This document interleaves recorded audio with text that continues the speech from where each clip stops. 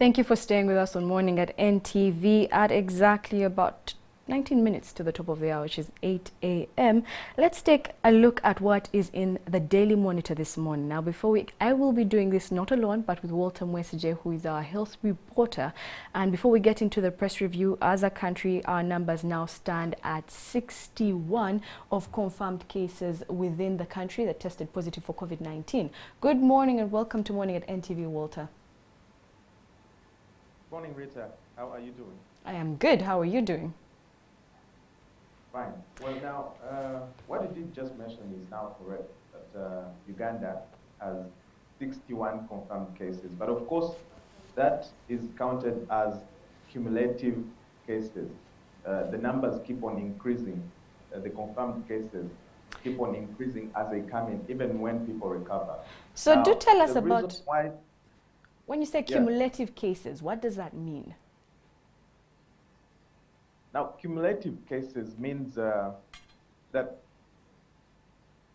the numbers of people who contract COVID in your country remains, the same and remains growing. For example, we had 55, and they went to 56, and then 57. We now have 61. Even when you have people who have recovered, that number keeps on growing depending on when and how you test and find positive cases. Now, that doesn't mean that you don't accredit the cases that have recovered. So what happens is they count the confirmed cases as cases that have tested positive, and then you can mention the cases of recoveries that you have as a country, in terms of statistics, because now we have 28 recoveries. And if you, take a look at the regulations from the World Health Organization in terms of counting numbers related to COVID. And of course, this, they say, is, to do with accuracy as they deal with the pandemic in the entire globe. They don't want you to, report or underreport, you'd say, because now in the case of Uganda, we were flouting the rules of reporting cases of the pandemic. Now, what that means is that all the cases of positive COVID-infected people who were repatriated to their countries, that is 5 people, 1 from Tanzania and 4 Kenyans, and all these were truck drivers, are going to be, were put back onto our tally sheet. But of course, they will not be brought back to the country. And, that is also something that we flouted as a country, because the international regulations from the World Health Organization is that once you test positive, you're supposed to be treated in that particular country. And, that figure is added onto your tally sheet. Now, when I spoke to the minister, when they had a press conference last Sunday, I asked her, why are you repatriating people back to their countries, positive cases back to their countries, even when it's against the rules of the WHO? She said they had a meeting as ministers of health from the region, and they had agreed that these people should be returned to their countries, which is not the case. Now, this is going to be the new danger, because Uganda has not had a positive case from within the community or from within the people who are under quarantine, apart from a refugee from Burundi who recently tested positive and was under quarantine. But of course, you see, that is not a Ugandan.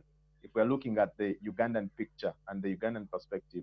Now, our curve, was flattening, you would say. But the real issue now is the problem of truck drivers, because we are still having cases of truck drivers, and many of them, coming from Tanzania and Kenya. Tanzania still has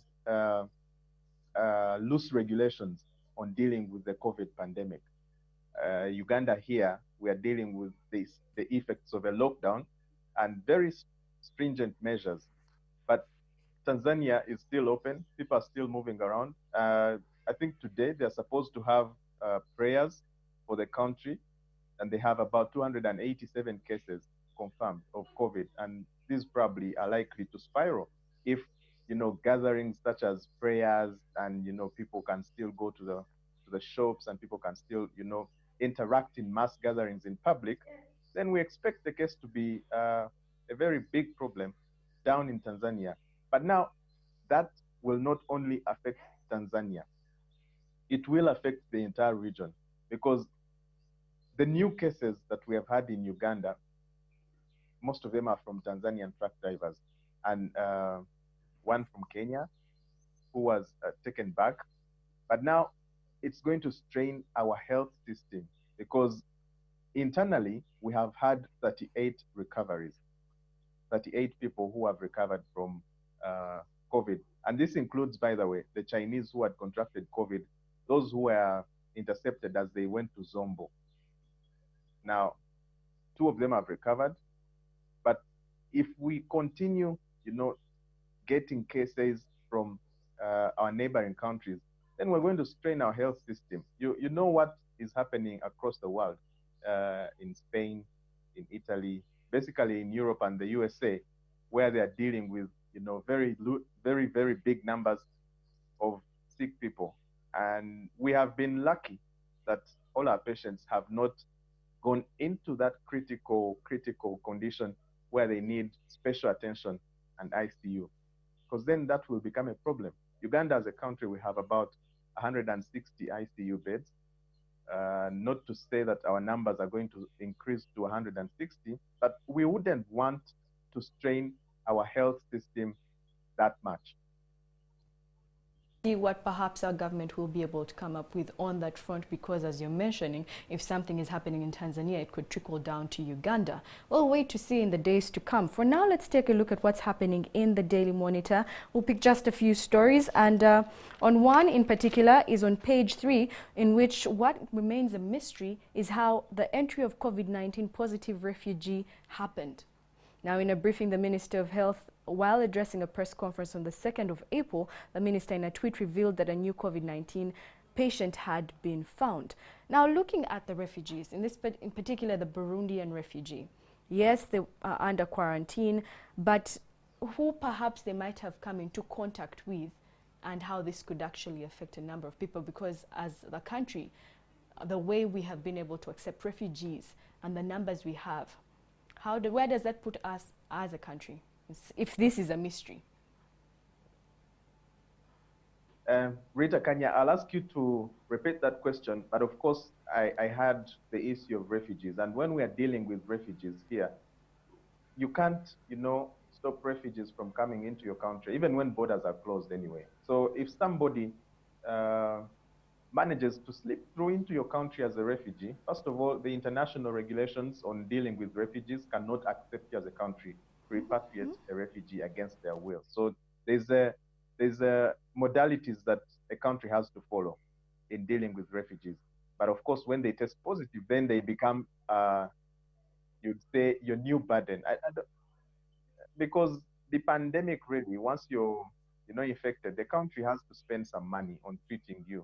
So if we, continue having these slip-throughs from our neighboring countries, and for example, in Democratic Republic of Congo, they're now dealing with Ebola. So we're also on alert for Ebola.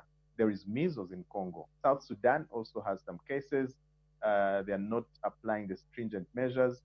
And, the information that I got, very credible information, is that South Sudan is one of the countries in the region that is using our laboratories to test for their COVID cases. So you can imagine what will happen. We are dealing with a very, very huge burden from across the region. I know the presidents of the region are supposed to, have a meeting and discuss on the way forward, especially the fact that we have to deal with, people who are still loose on applying the stringent measures, for example, the lockdown. But then as that happens, we will wait to see what will come out of it, but we only hope for the best. And probably our new biggest problem are the border points, specifically the ones in Tanzania and Kenya. Those 2 border points have now become our new problem. 2 mobile laboratories are going to be sent there to, help in testing. But I think, on a personal opinion, more has to be done. We either need to say truck drivers from those other countries only stop at the border, and we have our own truck drivers continue with the cargo to, at least try and cut down on those numbers, because Uganda has had a good track, by the way. We were almost, making the record as one of the countries that has cleared the virus within a, very good time. So if we implement our lockdown and suffer its effects, then we must ensure that we don't suffer the side effects from other people who are not really. Now going to take a short break, and we'll be coming back to the conversation where we'll be joined by Alex Atuherio of the Editors Guild on how exactly journalists are a part of the fight when it comes to COVID-19. But as you get yourself a copy of the Daily Monitor this morning, do know that there's a new drug that blocks early stage of COVID-19. If you're wondering what that is, it's on page 3 of the Daily Monitor, and also on page 2, a book writer that is charged over the breach of COVID-19 rules. Pretty much a lot is being covered on COVID-19 in the Daily Monitor, so get yourself a copy, or if you cannot be able to get a hard copy, how about you get yourself a soft by simply going and getting the e-paper, the e-Daily Monitor. For now, we're going to take a short break and get right into the Kickstarter.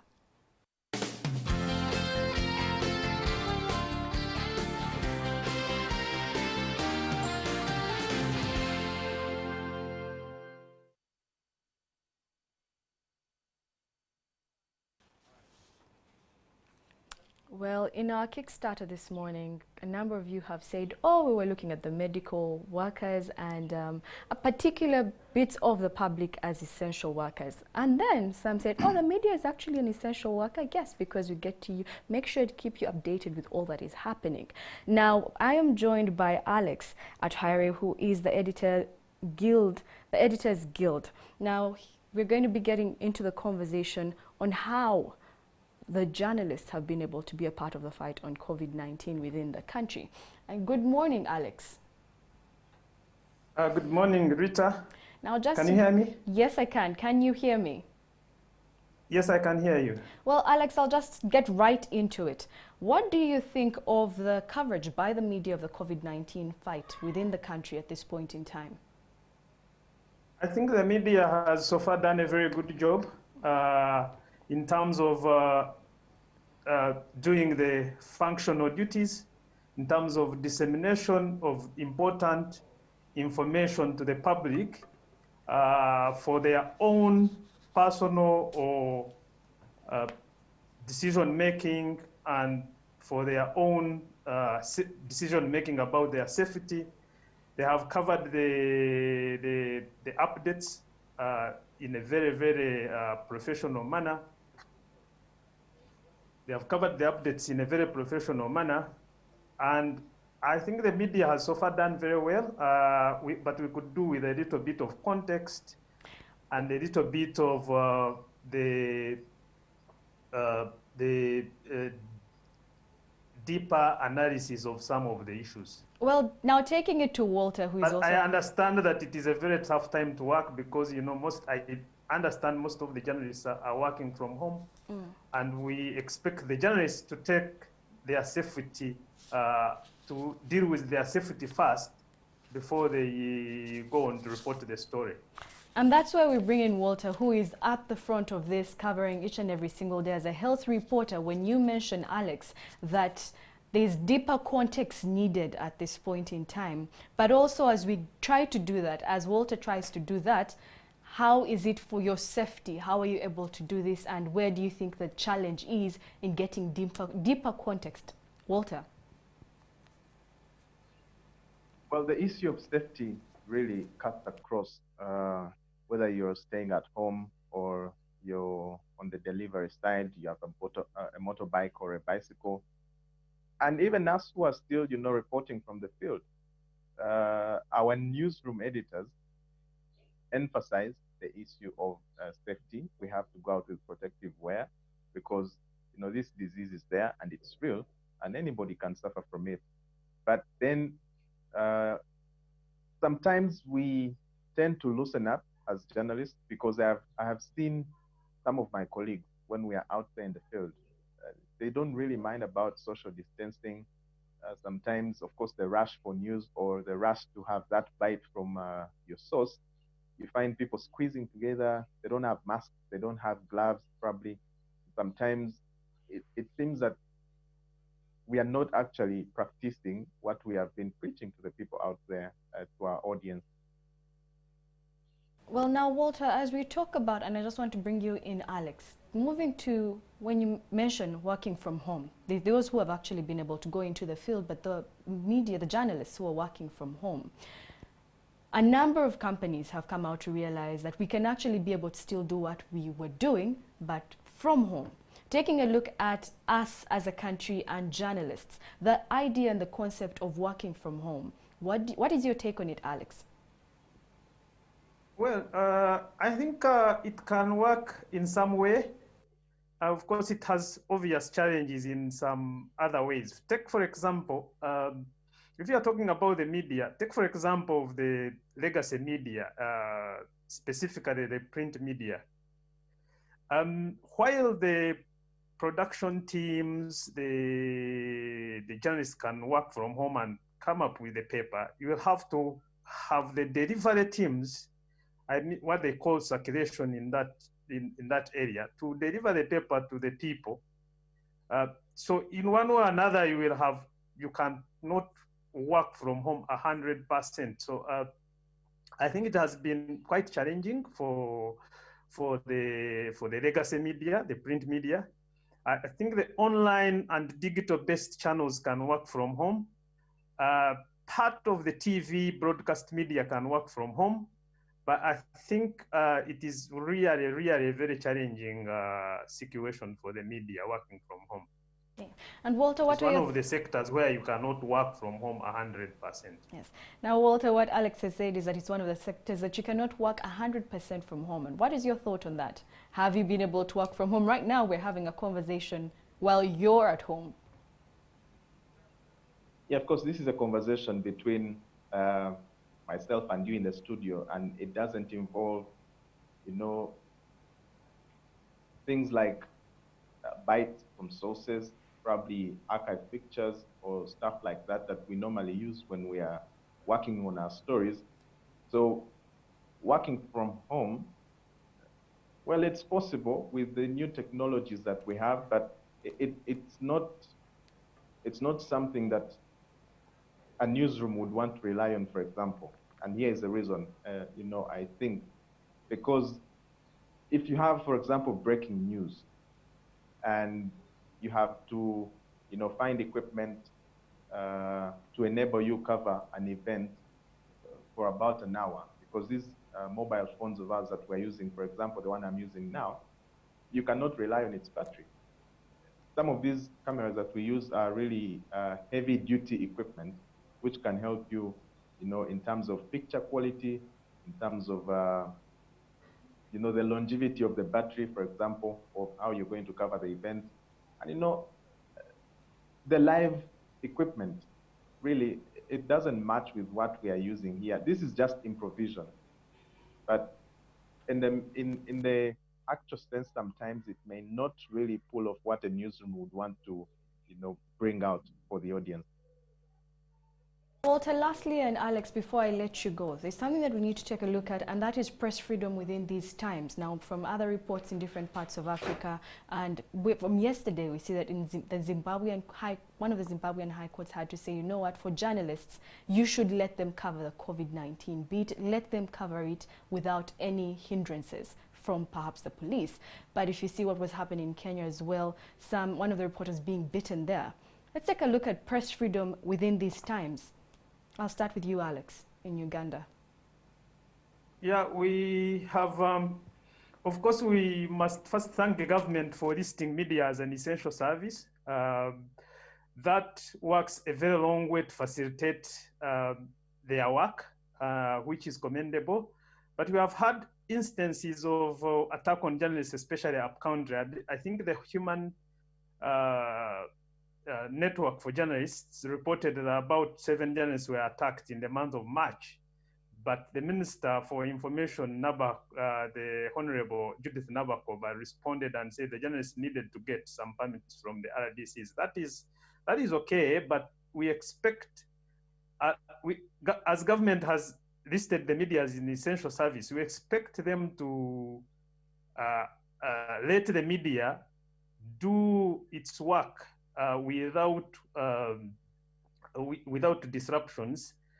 Even though the media may criticize government, we don't expect government to turn around and go on the media, because criticism is part of the what is part of the deal. We do expect also that the media houses will support the journalists to do their work in terms of facilitating them with protecting gear, and we supporting them when they get into trouble with all the legal support, with all the moral support that they need to have. Okay, and over to you, Walter. Briefly, just tell us what your experience has been with press freedom at this time.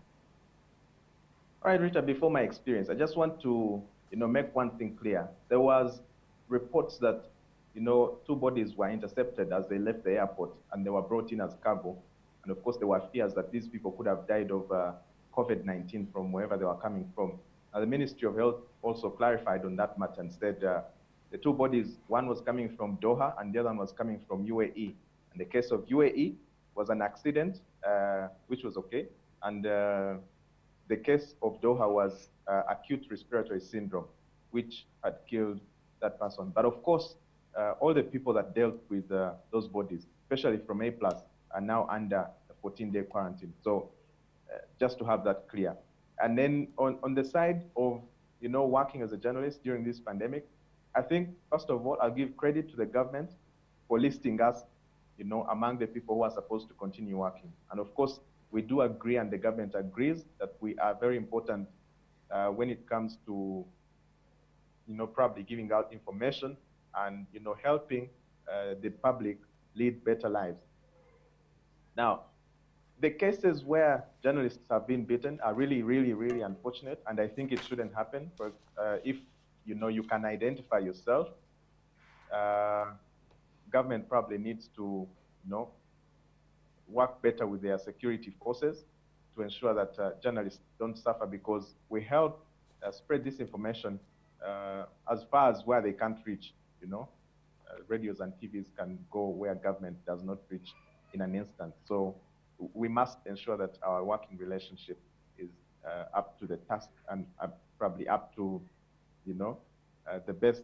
But then newsrooms have done a lot to support, I can say. For example, our own newsroom, they ensure that if we have to be in the office, then we have to be there. Everybody will be picked. If you have to have probably food, then the food is there. And those are also critical things. Safety, the gloves, the protective mask, really. I think all that is key. Okay. Well, thank you so much, Walter Mwesije. He is our health reporter here at NTV, and we're also joined by Alex Athaire, who is a part of the Uganda Editors Guild. Now, we're going to be taking a short break, and when we return, we'll be taking a look at Take Note. East Africa's fight against COVID-19 is entering its critical phase, and we'll be having that conversation with Dr. Catherine Chobutunji, the Executive Director, the African Population and Health Research Center.